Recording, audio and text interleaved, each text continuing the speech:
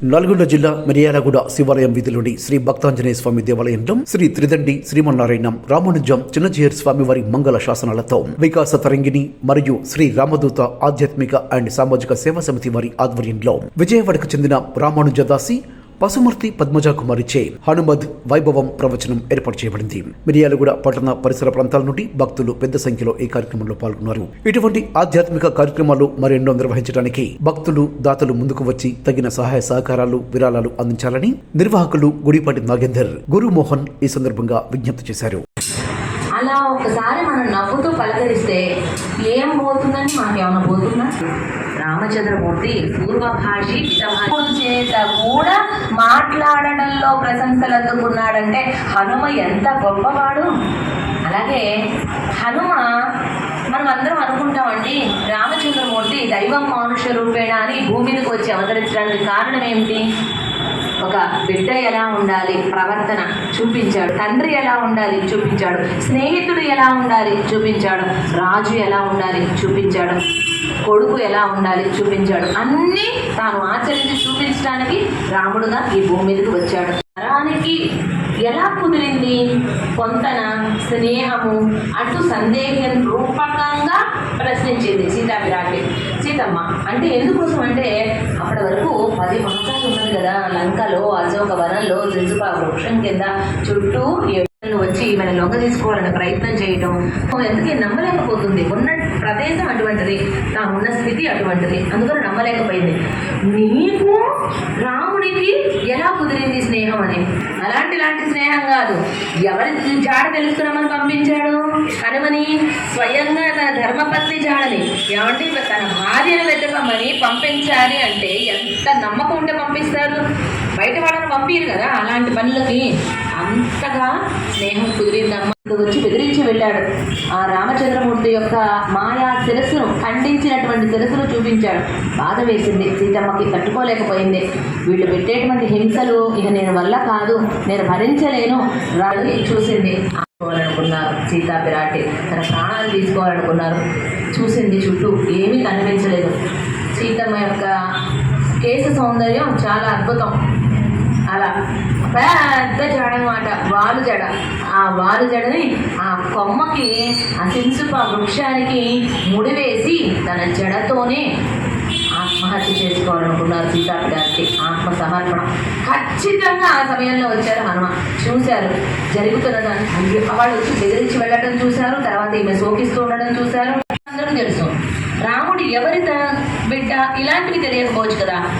అందుకనే రాజా దశరథో నామ రథపుంజరమాజిమాన్ అంటూ ప్రారంభం చేశారు. విధింపులెన్ని మూలలు 4, పైన కింద అది కూడా కలపాలిగా. అది వాల్మీకి లెక్కలు రాకుండా లేవండి. మనకంటే కొంచెం మంచి మధ్యలో మోకాలు రుద్దు కూడా మర్చిపోతూ ఉంటాం కాబట్టి చిన్నటువంటి జీవితం ఉంటూ ఉంటుంది. ఎప్పుడు కష్టాలు ఉండవండి. సూర్యుడే ఉంటారా, ఇక్కడ పడేదా, రాత్రి అయ్యేదా, వెళ్ళ వచ్చే కదా, అక్కడ వెళ్ళేలా ఉంటారా, మళ్ళీ సూర్యుడు వచ్చే కదా, అక్కడ రాలే కదా. కోసం లౌకికంగా ఉండేటువంటి సూర్యుని కష్టాల కోసం ప్రాణాలు తీసుకునేంతగా వెళ్ళకూడదు. తన గురించి చెప్పుకున్నటువంటి ఆయన రాముని యొక్క దాసుడుగా చెప్పుకుంటాడు. దూతగా కూడా కాదు, రాముడి దాసుడుగా చెప్పుకుంటాడు. అంటే తనకి స్వరూప జ్ఞానం తెలిసిందే. మన అందరికీ స్వామి శ్రీరామచంద్రమూర్తి, ఆ శ్రీమన్నారాయణుడు. ఆయనకి మనం అందరం కూడా దాసులు. హనుమ కూడా రామ బంటుగానే పిలువబడడానికి ఇష్టపడతాడు. రామయ్య అని ఊరుకోగా సీతమ్మ తల్లి, రామయ్య తండ్రి అని ఎంత ప్రేమగా పెంచుకుంటున్నాం. ఈ రోజుకి కూడా ఆ అనురాగ దాంపత్యం ఆ దివ్య దంపతుల వలె సీతారాముల్లాగా ఉండాలి, కలిసి సంతోషంగా.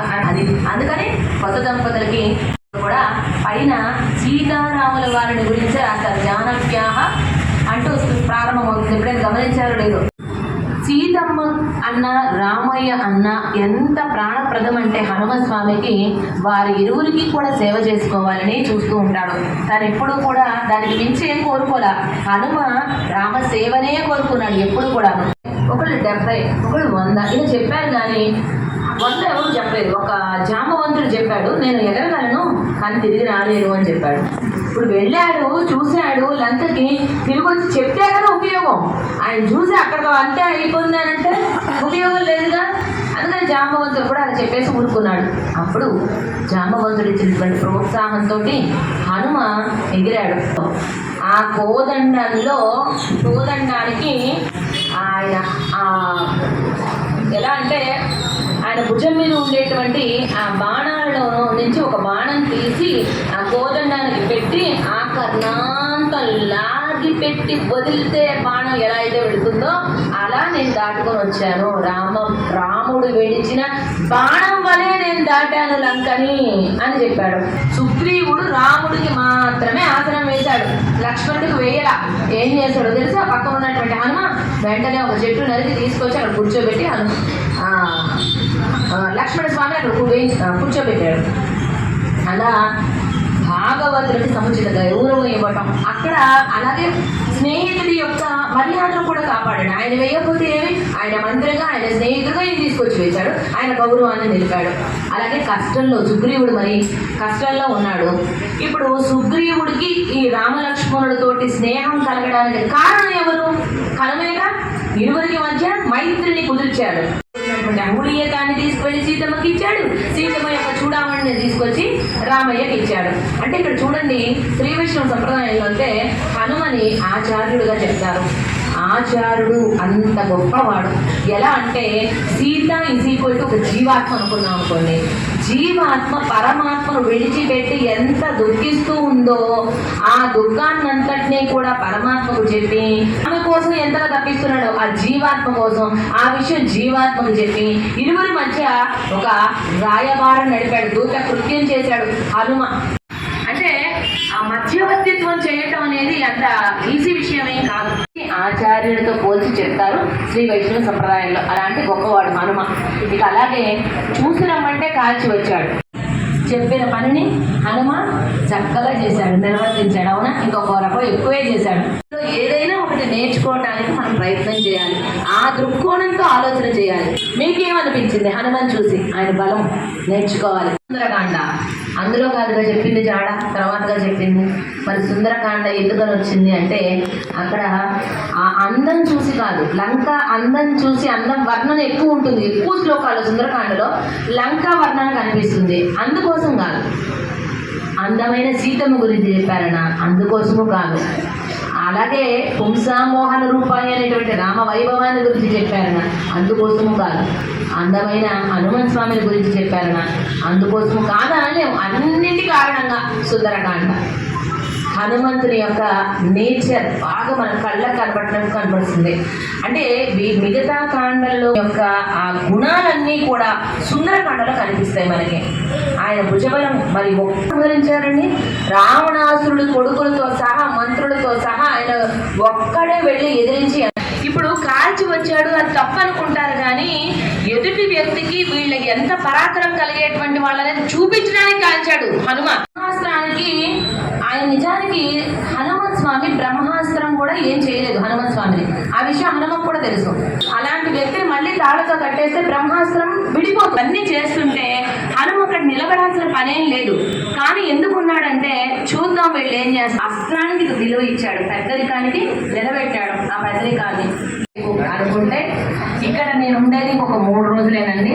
రేపు లేదు అందరూ గీతామందిరానికి వచ్చి చక్కగా అక్కడ మనందరినీ కూడా ఇక్కడ ఏకత్రం చేసి చక్కగా ఒక మంచి సమయాన్ని సత్కాలక్షేపాన్ని చేయడానికి గాను మనకి సహకరించినటువంటి వారు శ్రీ శ్రీ శ్రీ త్రిదండి వారి మంగళాశాసనాలతో వికాసతరంగిణి శ్రీరామ దూత ఆధ్యాత్మిక సామాజిక సేవా సమితి సంయుక్త ఆధ్వర్యంలో ఈ హనుమత్ వైభవం అనేటువంటి ఈ విశేషాలని మనకి పంచుకోవడానికి అవకాశం ఇచ్చినటువంటి వాళ్ళు ఈ శ్రీరామ దూత అనే ఆధ్యాత్మిక సేవా సంస్థ.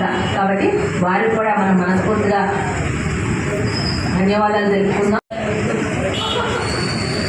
అలాగే ఈ గోష్ఠి మరింతగా రామ భక్తిలో ఓరలాడే విధంగా హనుమ మనందరికీ ఆ రామ భక్తిని కృప చేయాలని ప్రార్థన చేస్తూ కాకుండా ఈరోజు రాలేకపోయిందమ్మ.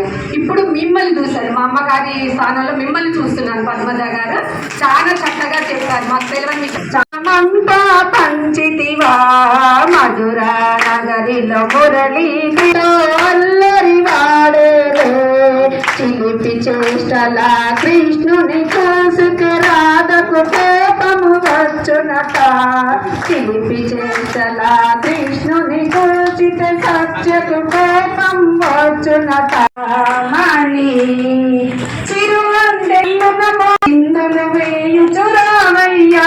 మరి మీలాంటి ఉపన్యాసకర్తల్ని ప్రవచనకర్తల్ని మరి మళ్ళీ మళ్ళీ ఇక్కడికి రావాలని కోరుకుంటున్నాను.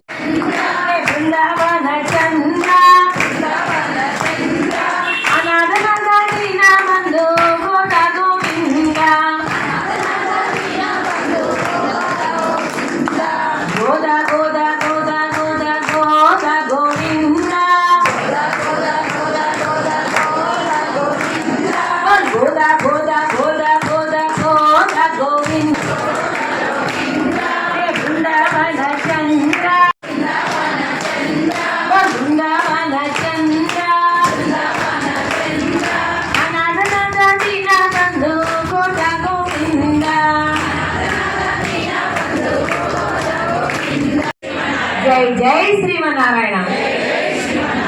శ్రీరామ రామయని తారక మంత్రము జపించుచున్నది నా మనసు.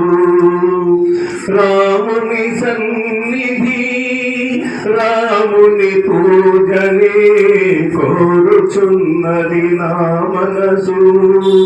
రామ రామ శ్రీరామ రామయని తారక మంత్రము జపించుచున్నది నా మనసు.